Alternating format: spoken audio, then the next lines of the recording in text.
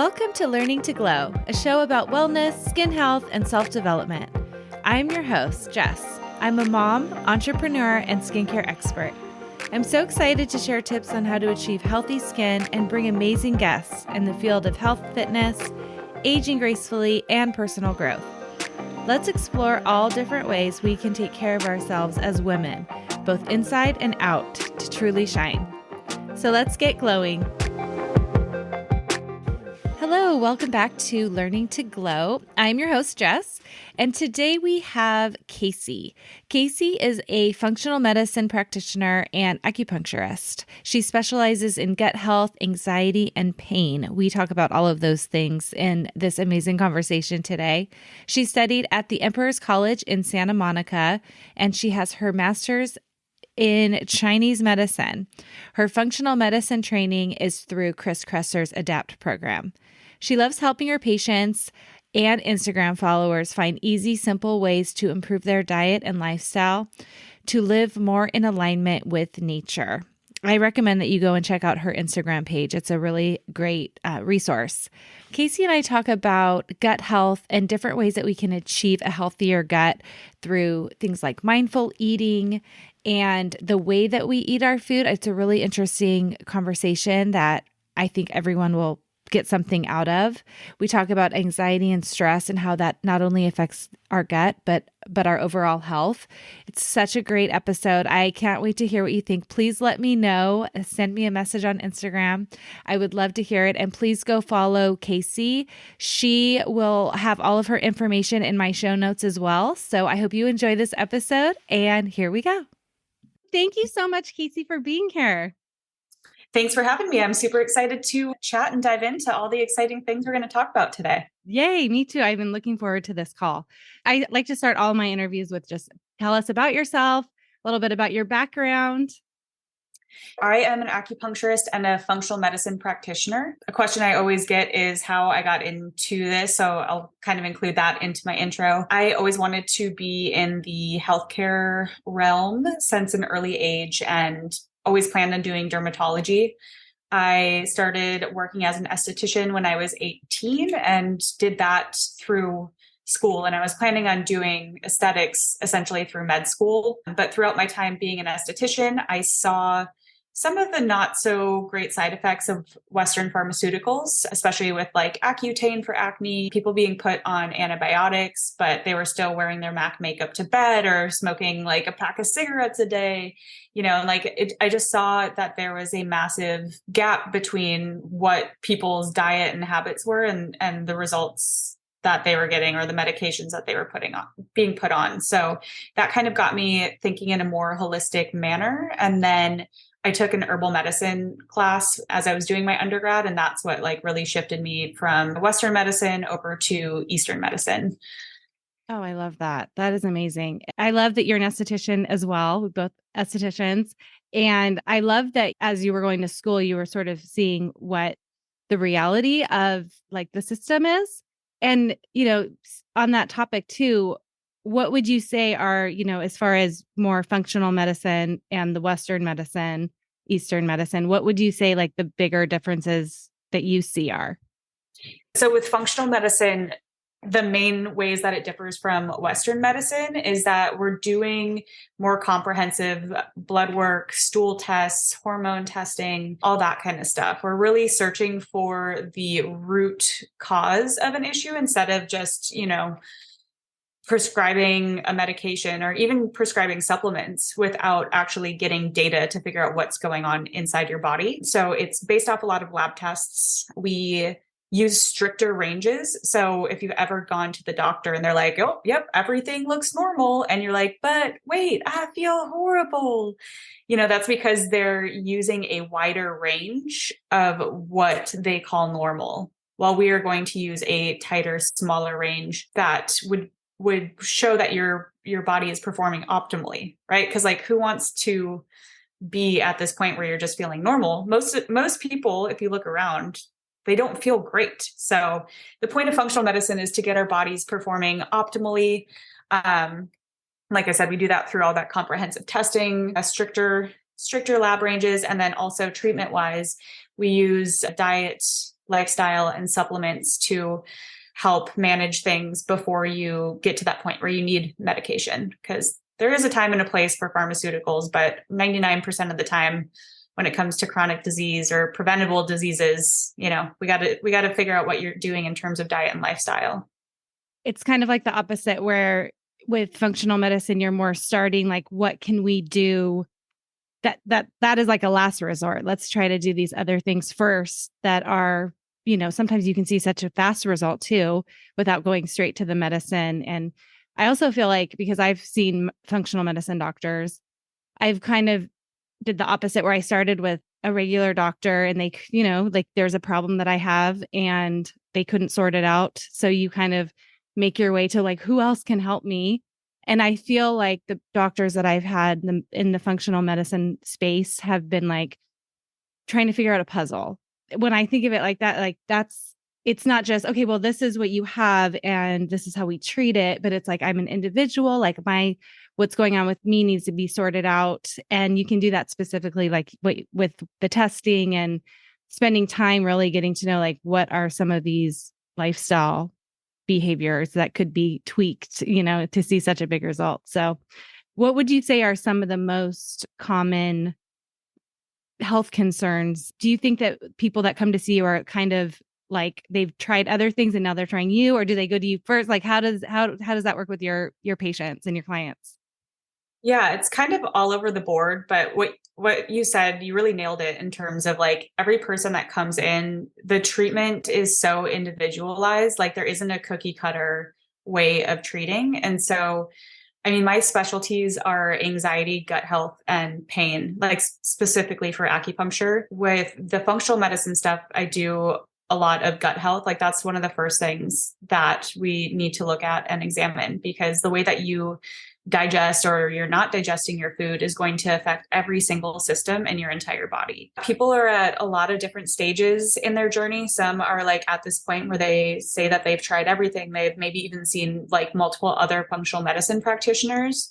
And they're at this point where they're just like super frustrated and hopeless. They're scared to spend more money because, functional medicine for the most part isn't covered by insurance. So a lot of people feel like it's a risk or a gamble to be like, okay, well, like I really want to feel better, but like, I don't know if this person's going to be able to help me. Right. So that's definitely a super valid concern. But the way that I treat, like I said, is like we're focusing from the top up. So I've talked about this on my Instagram, something I call the endocrine funnel. And so like in terms of what we start with when we're treating and we're diagnosing for disease is like, even if you're coming in to see me for a hormone issue or a thyroid issue, I'm still going to look at your gut health first, because that has so many trickle down effects that like, if we don't fix the gut or fix the liver first, and we're just trying to plug and play hormones or thyroid hormones into the situation, it's just going to be a Band-Aid. It's going to be a cover up, and we're not going to get down to that root cause. So it's almost like we need to start from the very beginning or start upstream, fix the gut, fix the liver. And a lot of times those hormonal and thyroid issues tend to work themselves out. They might not be completely worked out, but at least at that point we have a clearer picture, and it's less of a dramatic, less dramatic symptoms. And even like in terms of thyroid medication, like maybe you do still need to be on like a little bit of thyroid hormone, but it's not going to be as much as it would be had we not fixed your gut and your liver first. Okay. So it sounds like the gut is a foundational piece. And I feel like 5 years ago, like ish, people started to become aware of gut health. And now you see it's become more mainstream. Like people are just drinking bone broth. And I've had to do some major gut health healing with my son. So I've been aware of this for a while, but I'd love to talk more about it, because I feel like we've heard the term gut health. We hear leaky gut. So maybe you can talk to us about, okay, what is that? Like, we want gut health, but what does that mean? Maybe you can like break that down a little bit, because it is such a foundational, point, I think. Absolutely. So a lot of times when people either come in or through our virtual sessions for functional medicine, if I ask a broad generalized question of like, how is your digestion? People are like, oh, it's normal, or like, I'm regular. I'm like, well, but what does that mean? Because digestion is more than just pooping. And like, even with that, like lots of people don't even know what a normal bowel movement is. So getting down to that, like the perfect poo, if we can dig into this, because a lot of people don't know, it's going to be a log form that is easy to pass, minimal wipes, and it feels complete afterwards. The frequency can vary anywhere from 1 to 3 times a day, kind of just depends on the person. But if you're not pooping every single day, you're going to get a buildup of toxins, hormones, inflammation that is going to cause more systemic issues. So that means you're going to feel it in other parts of your body. So a lot of times with constipation, and especially with thinking of it from a Chinese or an Eastern medicine way, your large intestine, which is the main organ involved with pooping, energetically it's involved with letting things go. And so a lot of people who struggle with constipation also struggle emotionally with letting things go or letting things go with the flow. So that is like step number one, is making sure that we're opening up your bowel movements, making sure that you're pooping every single day. So we're getting rid of those old hormones, getting rid of that stuff which no longer serves us or that we no longer need, so we can get things moving and flowing again. So aside from like normal bowel movements, good digestion would also mean that you're breaking your food down all the way, that you're not bloated every day, that you don't have acid reflux. Digestion actually starts in our mouth. And so one of the things that I always tell all my patients is that you need to be chewing your food, like each bite, until it's liquefied. And that's because we have digestive enzymes in our mouth that start to break down our food. If we're either not chewing well enough and we're swallowing these big chunks of food, that means those larger chunks go into our stomach. Our stomach has to work harder to potentially break that down. And if these larger pieces of food are then passing from the stomach to the small intestine, that's when we can get something called leaky gut, which I can dive into a little bit more in a second. But like in Chinese medicine, there's, like a lot of times people focus on what to eat, but in Chinese medicine, we also focus on how to eat, and chewing every single bite, being really mindful of that entire digestive process is incredibly important to not only fixing gut issues, but also maintaining your gut energy so you have good digestion for life. Because there's lots of people who, are like, my digestion's great right now. Like I can eat anything. I'm like a tank. But eventually, if you continue to treat it that way, it's gonna decline eventually. So, since we're talking about, I want to bring this up now because, and we can go back to maybe get deeper into the leaky gut.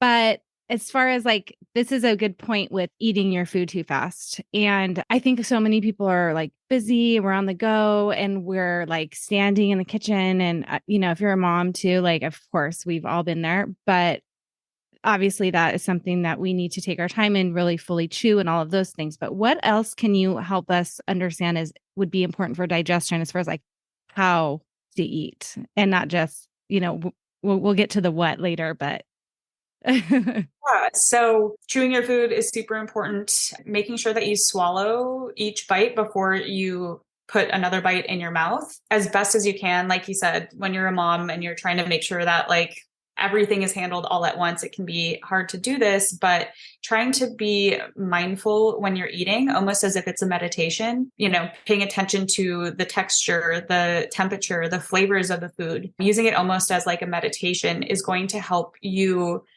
digest better because you're fully involving yourself in that process. You're not swallowing those larger chunks of food.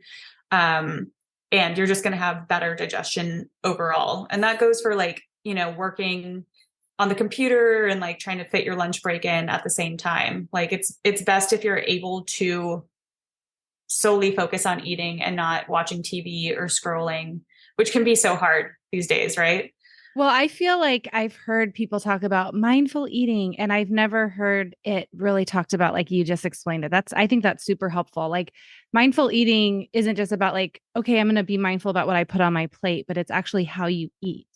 So I think that is amazing. I don't think people talk about that enough. So tell me more about leaky gut. Tell me more about why do we have leaky gut? And like, I know digestion is such a huge part of it, but let's dive a little bit more into that because I think that is also a topic that's misunderstood. Totally. The fancy term for leaky gut is intestinal permeability.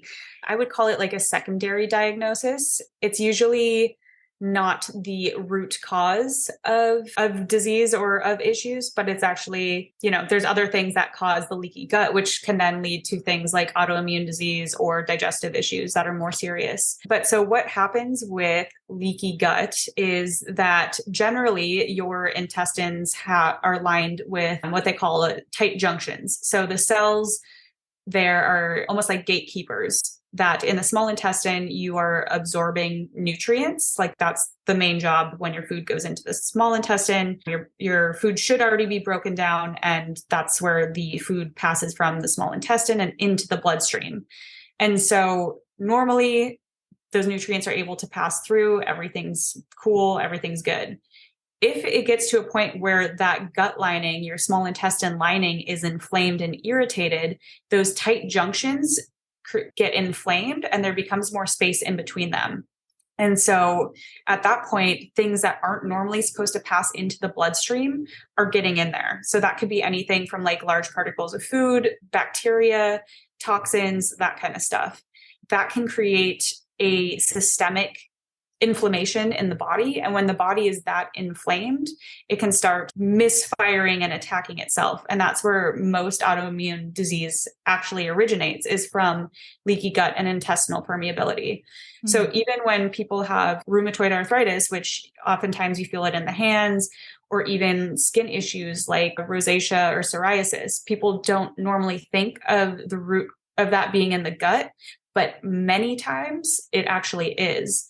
And so different things that can cause that permeability of the small intestine lining is food intolerances. Gluten is a huge one. I know gluten is controversial. Some people say like, oh, it's not that big of a deal. But in my experience, like in the United States, nobody should be eating gluten. If it's not causing issues now, it generally will down the road, just because of the way that it's manufactured and produced here. And also it's deviated so far from like the original wheat product that we were growing, hundreds of years ago, or even what Europe uses, right? Because like so many people can go to Europe and they're like, I had pasta and bread and all of the things and I was fine. I see that all the time. Right? Yeah. And so, but then here you're like, nope, can't have it. Can't have a bagel, can't have muffins, none of that. And so that's like one of the main culprits for leaky gut. In terms of food stuff, there can also be infections like SIBO or parasites, or low stomach acid can lead to leaky gut, because your stomach acid serves a few different really important purposes. The first is you need stomach acid in order to activate enzymes and to break down your food. So it's like chemically deconstructing your food. The second main purpose of stomach acid is to make it inhospitable for bacteria to survive. So if you don't have enough stomach acid and your stomach becomes more alkaline, that allows bacteria to reproduce and overgrow, essentially. And so low stomach acid is what I would potentially say is one of the biggest causes. And so many people have low stomach acid because either from stress, alcohol consumption, certain medications, if you are chronically using PPIs, so like if you have acid reflux, if you're constantly using antacid or Pepto-Bismol or Zantac, Tums, any of those that are literally designed to lower stomach acid, that can create all of these trickle-down effects and issues down the road, because you don't have enough stomach acid to break down your food and to keep those bacteria at bay. Oh my goodness. Okay. That I haven't heard that one either. So that's really good to know. As far as like the, gut issues and different things that you've seen like kind of develop because of that, you did mention a few things with skin, like rosacea. And did you say eczema? Mm-hmm. Yeah. Okay. So when you start to treat the gut, do you see those skin conditions like improve or like resolve, or is that something that they kind of have lifelong, or what do you see in your practice? Most of the time when someone comes in with skin issues like that, I automatically think the gut. And most of the time, as long as we're able to heal the gut, we're able to heal the skin. In certain situations, there could be like a topical irritant or, something external that can be causing skin is irritation and contributing to the issue. So things like, toxic laundry detergent. And something to note, even like the Tide Free and Clear isn't actually non-toxic, which lots of people think that it is, but it actually just doesn't have any dye or fragrance in it, but it still has a lot of the other chemicals that can be harmful and irritating to the skin. So if that's something that you are using, like any of the Free and Clears, you might want to reconsider getting something that uses a different formula that is more gentle on the skin. Some of my favorites are Aspen Clean or Branch Basics. There's a lot of non-toxic ones out there, but I know a lot of people, it can get frustrating when you dig into this world of like non-toxic living because you think you're doing great. And then all of a sudden you find out like, oh shoot, like that one actually isn't as good for me as I thought it is. And I always encourage people not to get discouraged. It's just like, once you know better, do better.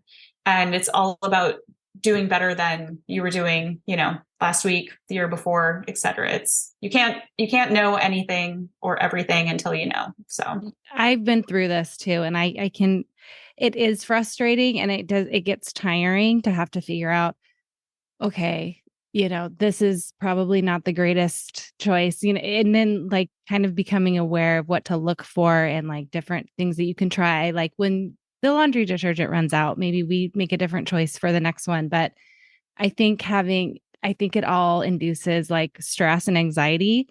And that's a good point. Like not to get too overwhelmed by all of it. Like, let's just make better choices when we can. And it's really impossible to be perfect and just trying to just make progress. That's where I like to come from, that place with this podcast, because I don't want to stress people out. And it's just like baby steps to try to improve. And speaking of anxiety, I do want to talk about that because you did say one of the most common reasons people come to you or things that they're seeking to treat is anxiety. And I feel like, I'm sure I could find a statistic, but I feel like we're anxious. Everyone's a little more anxious. I feel like since COVID, we've kind of been through a lot as a society, and there's a lot more anxiety. And I wonder, is this something that can our gut affect the way we feel and our anxiety, or can anxiety affect the gut? Like, is it related? I guess is my question. I don't have an exact statistic for this either, but I'm going to make one up. But like 9 out of 10 people who come into my office with anxiety have gut issues and vice versa. They are so directly connected that's even me saying like my specialties are anxiety and gut health, to me, like it's almost the exact same thing. And with anxiety, like anxiety is a blanket term for a feeling of dis-ease, right? Or unease. And it feels differently for everyone. Like some people have that mental rumination where they have circular thoughts, and that's what then starts their physical symptoms. Other people notice it first in their body. So it could be like that fluttering in their stomach or shortness of breath, heart palpitations. And then that can get their mind spinning and going. Where the gut health comes into play on this is that our gut bacteria actually produce most of our neurotransmitters. And so people often think that a lot of these neurotransmitters like serotonin, dopamine, GABA, glutamate are all made in the brain. But I think the statistic, again, don't quote me on this, but I think it's like 90% of those are actually made by the bacteria that are in our gut. Wow. And so if our gut health is off, if we don't have that right, that like sweet spot of good bacteria, compared to the not so great bacteria, we're not going to be producing the neurotransmitters that we need in order to feel motivated, happy, successful, at peace. So gut dysbiosis is what we call that when there's too much of the bad bacteria or not enough of the good bacteria. Gut dysbiosis and anxiety often go hand in hand.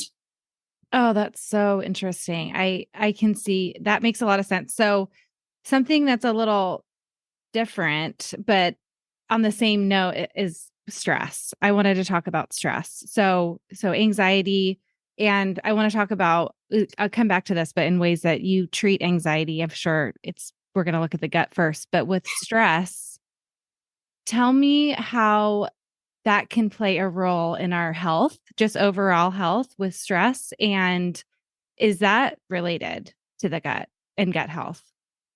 I So mean, yeah, for like, if I was going to guess personal experience, yes, it's majorly related. if you ask me any question, like just say gut health is the answer and you'll probably be right. Oh, So good. yes, I'm absolutely. learning here. It is connected and related. So when we're stuck in a chronic stress state, so whether that be just like, our modern lifestyles are stressful. We're encouraged to be multitasking, to be doing the most, right? And juggling and handling all of that creates that, we're stressed for long periods of time. And our normal stress response our bodies will create cortisol. And even throughout the day, like when we wake up, our body produces cortisol, and that's what wakes us up. It can get us through the day. And we need cortisol. Cortisol isn't bad. But when we're in that prolonged stress state, it keeps producing cortisol and keeps producing cortisol. And over time, that's when we get to that point of burnout, essentially. And so some people call it adrenal fatigue, which I could go down a rabbit hole of like, I don't think that's the best name for it. I like to call it HPA dysregulation, but that basically means your nervous system is dysregulated. And so you've been burning out and producing all of this cortisol. And when we produce all that cortisol, it stimulates our sympathetic nervous system, which is that fight or state of our nervous system. And so when we're in constant fight or flight, that affects something called the vagus nerve. And the vagus nerve is one of the longest nerves in our body. It connects from the brain directly down to the gut and also to a bunch of our other organs. And the vagus nerve controls our heart rate, it controls our mood, it controls our immune system, it controls our digestion. So when we're in that constant sympathetic fight or flight state, the vagus gets overstimulated, and that's when our digestion can start to shut down. That's when our mood can start to shut down. That's when we start to have those symptoms of anxiety, which again, like your racing heart, your immune system gets, all of that stuff is just so connected.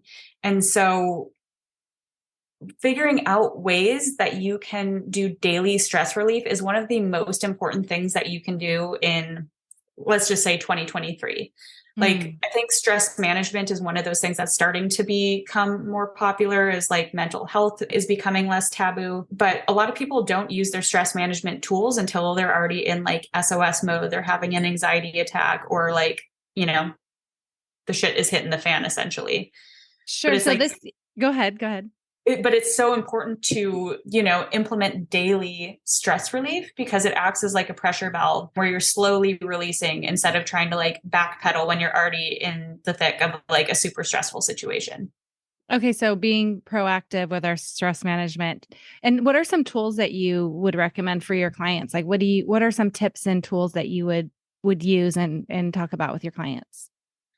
Yeah, so that's something that I do dig into with almost every patient that comes in, just because it's so important. I try to compare it to brushing your teeth. Like, you need to implement them and put them into your regular routine, so it just becomes second nature. And different things are going to work better for different people, but at the same time, the more of these tools you implement, the better you're going to feel. So like for me personally, meditation is a non-negotiable. As soon as I open up my eyes and realize I'm awake, I reach for my phone, I turn on my Insight Timer app and choose a meditation, and I meditate for 20 minutes. That's one that I do every single day. And meditation is really intimidating for a lot of people for a few different reasons. So if you're new to meditation, I do recommend using an app to start. Headspace is one of my favorites because they have a 365 program within it that is a different meditation every single day. They start, I think, at like 5 minutes, and then you gradually work your way up. But it's almost as if he is reading your mind, your thoughts of like, oh, I don't know what I'm doing, or like, this is stupid, or like, I can't sit still, or, oh, there I go thinking again. Like, homeboy knows, and he talks you through and teaches you how to meditate. So any newbie meditators, I highly recommend Headspace. If you have a hard time meditating, even just putting on classical music and going for a walk and trying to be very mindful of every single that you take, feeling the muscles in your body as they work, just trying to tap into your body and feeling it breathe as you walk. That can be a great meditation for people who have a hard time sitting still. Another tool that I absolutely love and I talk about all the time on Instagram is journaling. It's something that for years I was always like journaling, like dear diary. It just like didn't really resonate with me, And then I went through like a couple years, and even now still, like I'm really into personal growth and development, and I was getting out of a relationship that just wasn't really serving me, and journaling was one of the most powerful tools to help get all of those like swirling thoughts out of my brain and physically onto paper. And just the act of doing that and like forcing yourself to choose the words that you want to write on the paper is a form of therapy in and of itself. Like you have to be real specific and real with yourself. Cause like I'll write stuff sometimes. I'm like, I actually don't mean that. And it forces you to become really clear. So, challenging yourself to write like 1 or 2 pages every single day, whether it's Dear Diary style, this is what I did today, or, like I'm having big feels about this, and this, or even if you're writing gratitude lists, like that can just be so powerful to help center and ground you and release stress that way too. Those are amazing tools. I do a lot of those. And I think another thing too, like when you start your day, like you said, you start with meditation. I love the Insight app as well for meditation. I feel like your day just starts off much more positive. It's hard to get that time in, but once you kind of like wake up a little bit earlier and start doing it, I just find that the day is completely different than when you don't implement something, like a little bit of that self-care and stress management into your day. It's just like it changes the trajectory of what kind of day you have experienced. So I feel like those are amazing tips. Well, speaking of waking up in the morning, and I find that like with what you're talking about with how stress can be really impactful for our health, obviously it's affecting our immune system and all of that. Talk to us a little bit about how sleep can help with some of this, because I know we're repairing at night when we're sleeping. And I know that if you're not rested, if you're not sleeping, I can imagine that some of these symptoms are going to be a lot worse. Absolutely. Just like digestion is one of the most important aspects of your health, sleep is arguably just as important. And I feel like a lot of people don't prioritize their sleep. And like you just said, like when we're sleeping, we're repairing, we're focusing on detoxing and healing the body.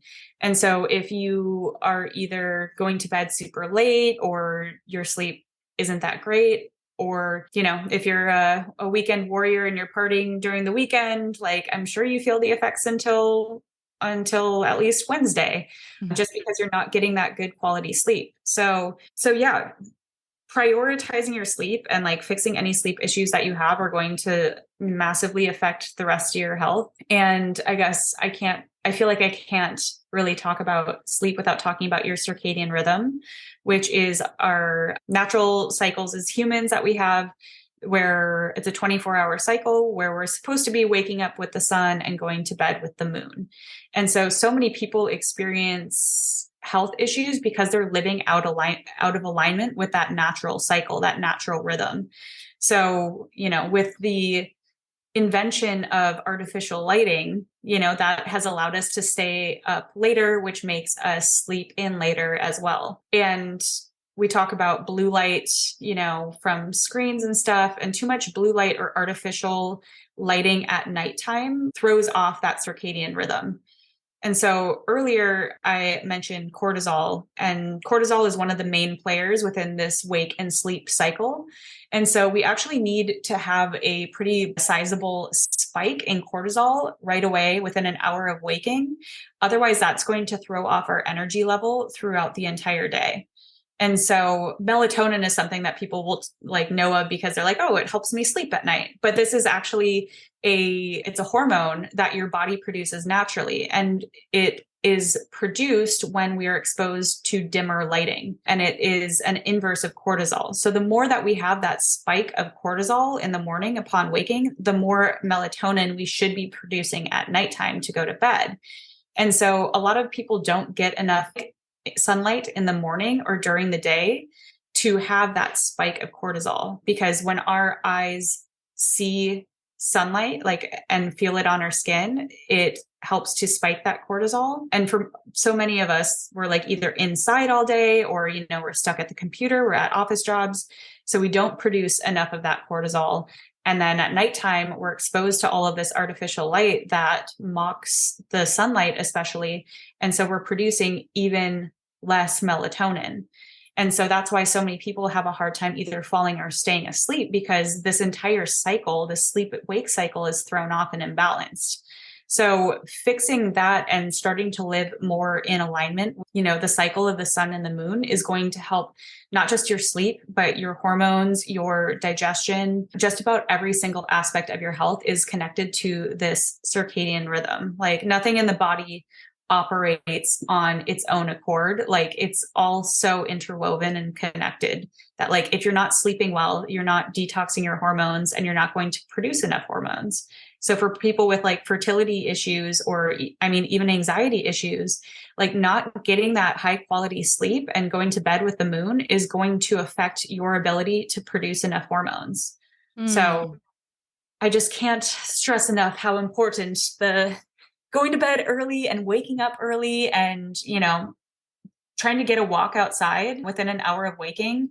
It's such a simple thing, but any of my patients who like follow these directions are like, I can't believe how massive of a change that was with such a simple little thing. It's so interesting that it has such a big impact when it's not even, it's not something you're doing at night. It's like you're setting up your whole day by getting out, looking at the sun. I try to do this with my dog in the morning, like go out and I'm like, where's the sun? I need to get it on my face. And then also trying to cut out, and I know this is a hard one, your screens at night. And I know a lot of us, I'm very guilty of this, being on my phone too late, too close to bed. So, and then do you recommend just like, let's just try to avoid that as much as possible? Or do you think those glasses help, those, the light blockers? Do you think those are worth like using if you like, maybe you have to be on a screen, maybe you're working or something like that? I think that they can be helpful, but I think a lot of people use it as a crutch too, or they're just like, oh, I have my glasses on, so I'm protected. When in reality, like it's really not doing that much to protect you. So like if you absolutely have to, sure, like that is help lessening the effect. But part of the issue with screens, especially at nighttime too, it's not just the blue light, but like especially if you're scrolling, it's that constant change and stimulation to the brain. And like if we're going to go back to the neurotransmitters and talk about dopamine and serotonin, which are those reward chemicals that like make us feel, like satisfied and happy. Like anytime you get a like on Instagram or you see something that like makes you feel validated, like you're artificially spiking that dopamine and serotonin too, which can totally affect your anxiety. It can affect your sleep. It can affect your mood. So when it comes to like, especially late night scrolling or getting into a scroll hole, like it's not just the blue light that's affecting you at nighttime. It's that overstimulation from screens. Oh my gosh. I actually have never heard it put that way. So that is so helpful. I love that. That is motivating to like put the phone down and like go, okay, I think I've had enough for tonight. So this has been so amazing. I like appreciate all of this information. I feel like a lot of actionable things that we can do to like, work on our health and our gut. I'd love to ask you, tell us about your, if somebody wants to come and see you, what does it look like? Like, where are you located? All of that good stuff.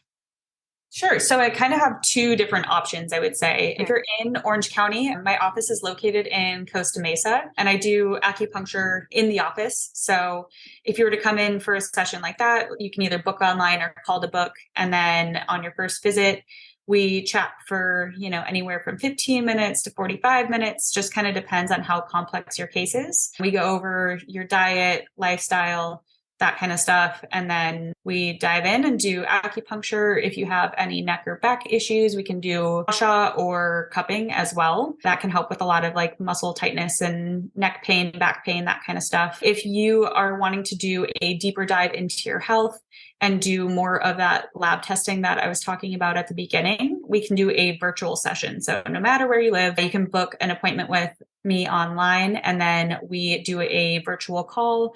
We talk about what your health goals are. From there, I tell you which lab tests that I think would be most helpful for you. We order the lab tests. And then after that, I put together a comprehensive review of everything that the testing says. We go over it, and then I give a lot of diet, lifestyle, supplement recommendations from there. I love it. I know people are going to want to reach out to you, so I will make sure to have everything in my show notes. And also, you have such a great Instagram page, so I'll link that there as well. And thank you so much for your time. I think this was so amazing. You are amazing. I hope people reach out and get in touch with you. Thank you so much. It was awesome chatting with you. Thank you. Thank you for listening to this week's episode. Please subscribe and review so we can reach more people who want to learn to glow alongside us. See you next time.